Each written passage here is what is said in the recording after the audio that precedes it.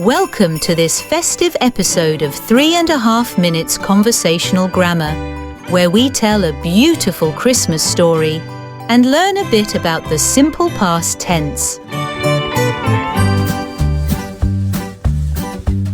Dinner was fantastic, Granny. Oh, thank you, Dennis. It was great having you all here. Do you have a special Christmas story for us then? Oh yes, Granny, a Christmas story, please.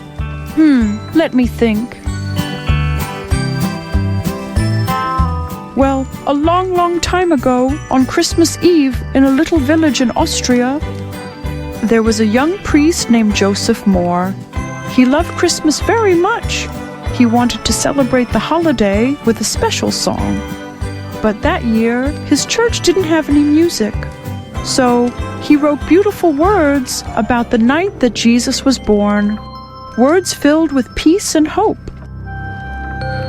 Joseph went to see a musician named Franz Gruber, and they worked together to create a lovely tune for Joseph's words. And so, on Christmas Eve, they sang their new song for the very first time in their church. Did everyone love the song? Oh yes, they loved the song. What song was it, Granny? Do we know it? Everybody knows this song, My Boy. They sing it in every language in the world.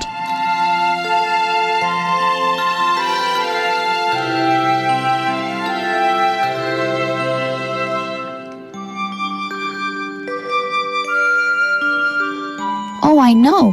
It's... Oh, yes, it's... Yes, that's right. It's Stille Nacht. Douce Nuit. Silent Night. Merry Christmas, Granny. Merry Christmas, Dennis. Merry Christmas, Carol. Merry Christmas, Granny. Merry Christmas, Dennis. Merry Christmas to you all. In the spirit of the season, today we are talking about the simple past tense. We use it to tell stories about things that happened in the past. For example, they liked the Christmas song. To form it, we add ed to the base form of the verb. If the verb is not regular, but irregular, we have to remember how it forms its past tense. In every grammar book of English, you will find a list of the most common irregular verbs of the English language, and you can learn by heart those that you would find most useful. For questions and negatives in the simple past tense, we use did and return the verb to its base form. Finally, the simple past of the verb to be is was for the first and third person singular, and were for the second person singular and all of plural. Let's practice. Repeat. There was a village in Austria. The man wrote words about the time Jesus was born. They played the song in the church on Christmas Eve. The church didn't have music that year.